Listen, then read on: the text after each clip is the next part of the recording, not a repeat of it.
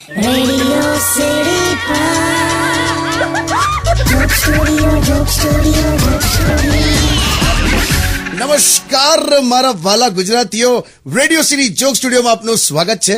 શનિવાર ફરીવાર બન્યો છે ફનીવાર કિશોર કાકા સાથે. ગુડ મોર્નિંગ કાકા, કેમ છો? ગુડ મોર્નિંગ ભાઈ. ફ્રેશ લાગે છે તું આજે.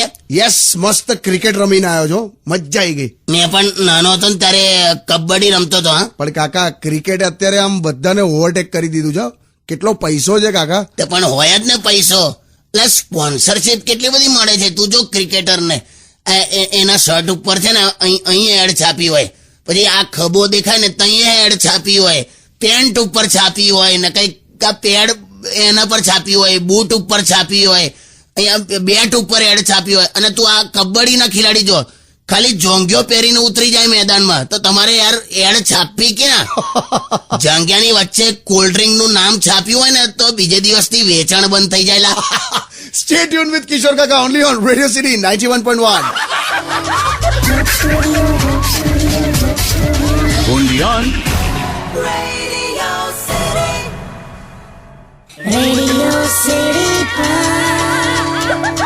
Joke Studio, Joke Studio, Joke Studio. નમસ્કાર, welcome back. Radio city joke સ્ટુડિયોમાં આપનું સ્વાગત છે. કિશોર કાકા આપણી સાથે જ બેઠા છે.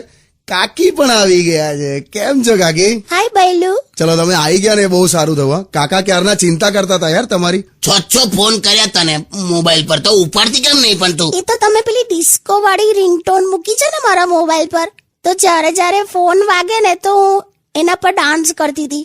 છે ને. તમે યાર કાકી ખરા છો, પણ યાર તમે લોકો છે ને મસ્ત આમ જોરદાર કપલ છો. હા, બંને. હું જોરદાર. એટલે એ તો એવું કહેવા માંગે છે કે આપણે આમ મસ્ત છે, પેલું કહેવાય ને આમ પેલું શું કહેવાય, મેડ ફોર ઈચ અધર ટાઈપ. પેલું આમ જૈસે દો મોઢા એક પાન. દો મોઢા એક પાન નહીં લી, દો જીસમ એક જાન. એટલે તું રહેવા દે ને દોસ્ત. પણ મીનિંગ તો એ જ થયો ને. હું મીનિંગ? આપણે આમ બે સાથે નીકળીએ ને તો કેટલા મસ્ત લાગીએ છે. હું મસ્ત લાગીએ છે. પેલા પાણીના કુલર સાથે ગ્લાસ બંધાયેલો હોય ને એવું લાગે છે. આટ only on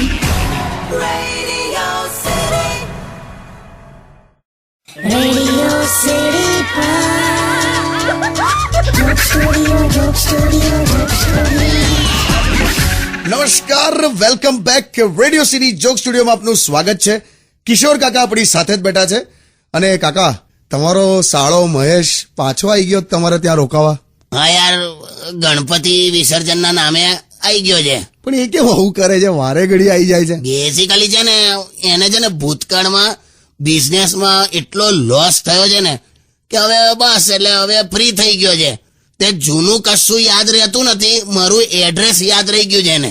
આવી જાય ઘેર બસ. પણ અત્યારે કાકા ખરેખર બિઝનેસ કરવો બહુ અઘરો છે. એમ નહીં લા, આપણે જે જગ્યાએ ઉભા રહીને ગાડીનો દરવાજો ના ખોલીએ ને ત્યાં એને હોટલ ખોલેલી. એક માણસ ના આવેલા, પછી એને કઈક પેલું મસાજ નું ચાલુ કર્યું, પેલું માલિશ કરે ને. હા, તે એક એવો ગુજરાતી મળી ગયો ને એને. શું થયું? મહેશે કોકની માલિશ કરી, તો માલિશ પત્યા પછી મહેશ કે લાવ કે પૈસા તો લાવ.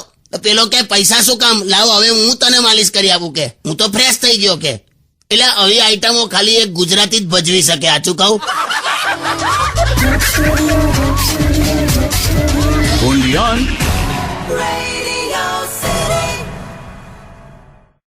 Radio City Joke Studio, Joke Studio, Joke Studio. નમસ્કાર, welcome back. Radio city joke સ્ટુડિયોમાં આપનું સ્વાગત છે. કિશોર કાકા આપણી સાથે જ બેઠા છે. અને મહેશ, એમનો સાળો, ફરી ઘરે રોકાવા આવી ગયો છે. ગઈકાલે મેં અને મહેશ ચાલતા ચાલતા બહાર નીકળ્યા તો મારા એક જૂના સાહેબ મળ્યા, નાણાવટી સાહેબ. હા. બહુ સરસ માણસ છે. નાણાવટી સાહેબ આમ સેલિબ્રેશન્સમાં બહુ માને. હા, ચાલુ નોકરીએ મને સેલિબ્રેશનના નામે ફેરવેલ આપી દીધેલી. બોલ. શું વાત કરો. એટલે ટૂંકમાં સારા માણસ છે. તે હું ને મહેશ નાણાવટી સાહેબને મળ્યા. હવે તું કોકને મળે હા. તો આપણે કેવું બોલીએ કે તમને મળીને આનંદ થયો, તમને મળું છું તો બહુ મજા આવે છે, તમે મજાના માણસ છો, તમને જોઉં તો ખુશી થાય. હા. આ બધું મહેશ એક વાક્યમાં બોલી ગયો નાણાવટી સાહેબને. શું? કે mister Nanavati, you are like a picnic spot. શું દરવાજામાં હોંગરી આવી જાય ને એવું મોડું થઈ ગયેલું એમનું. ગાણો માણસ છે, જવા દે ને તું ગીત વગાડ ને. only on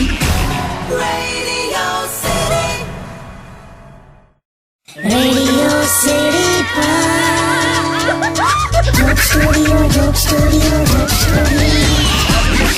નમસ્કાર, welcome back. Radio city joke સ્ટુડિયોમાં આપનું સ્વાગત છે. કિશોર કાકા આપણી સાથે જ બેઠા છે. હેલો, હેલો કિશોર કાકા છે? મેં મહેશ બોલું છું. છે ને અને અહીંયા ફોન કર્યો યાર. બોલવા દો ને એને પણ. બોલો મહેશભાઈ. તમે કેમ છો જીજુ? સારું છે, મને ગોળી મારી દે હવે. કાકા તમે છે ને મને પ્રેમ કરતા જ નથી. એટલે તું તો મારી માં છે લા, તને શું કામ પ્રેમ કરું મેં? તને પ્રેમ કરું મારું બ્લડ પ્રેશર ડાઉન થઈ જાય છે યાર. મેલ ફોન મૂકી દે. મેલ દીધો. એટલે તમે ખરા છો કાકા યાર, દર વખતે એને ઉતારી પાડો છો યાર. ખાલી પ્રેમ માંગે છે એ માણસ. કર્યો છે મેં એને પ્રેમ. હમણાં પરમ દિવસે મેં એને ગાલે પપ્પી કરી હતી, એસિડ થી કોગળા કરવા પડ્યા. બોલ, એને છે ને હું સ્ટુડિયોમાં બોલાવવાનો છું કાકા. તું એને જુએ ને તો હસી પડીશ. હા, પેલા મોજામાં પૈસા જમા કર્યા હોય ને એવું મોડું છે એનું મોડું જોઈને તો બોર્ડર ઉપર કશું પૂછ્યા વગર ગોળી મારી દે. ઢેંચ કે આવું. મારું બહુ ઢેંચકી આવ ના કરશો. Stay tune with Kishore Kaka only on radio city 91.1. only on radio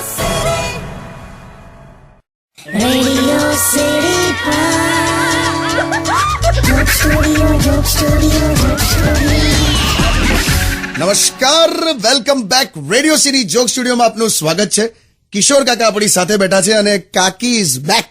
ક્યાં ગયા હતા કાકી? એ તો મારા ભાઈ મહેશનો ફોન આવ્યો તો મને કે જીજુ છે ને મારા પર બહુ ગુસ્સે રહે છે. તો પણ કામ કેવા કરે તારો ભાઈ? હમણાં ડ્રોઈંગ રૂમમાં અત્યંત વાસ આવતી હતી.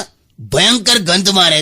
તમે મહેશને કીધું મોજા છે ને તારા ગંધાઈ છે, આ લે પૈસા અને નવા મોજા લઈ આય. તે નવા મોજા પહેરીને આવ્યો તોય સખત વાસ મારે. તો મેં કીધું લા જૂના મોજા ક્યાં છે? તો કે ગજવામાં જ મૂક્યા છે. ના, આ તો છે ને તમે રિસ્પેક્ટ નથી કરતા. બાકી અમારા ગામમાં મહેશના નામનો તો કૂવો છે. તો અહીંયા એના નામની બે ગટર બનાવી દે. હાટ! હાટ! only on રેડિયો સિટી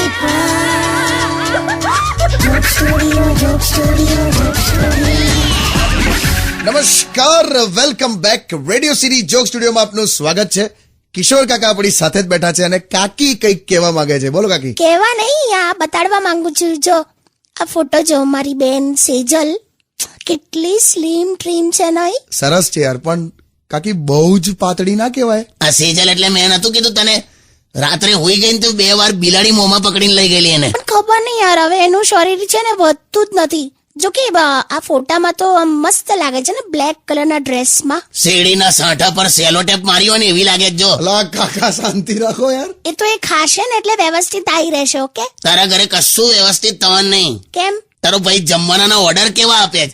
હમણાં ગાજરનો હલવો ઓર્ડર કરીને કે સેજ સ્પાઈસી રાખજો ને કે. અલા હમણાં કુલ્ફી ખાવા ગયા તો પેલા એ ફ્રીજમાંથી કુલ્ફી કાઢી તો મસ્ત આમ ધુમાડો નીકળતો હતો. તો મહેશ કે યાર તમે ખરા છો, બધાને ઠંડી આલો, મને ગરમ ગરમ આલી દીધી. only on radio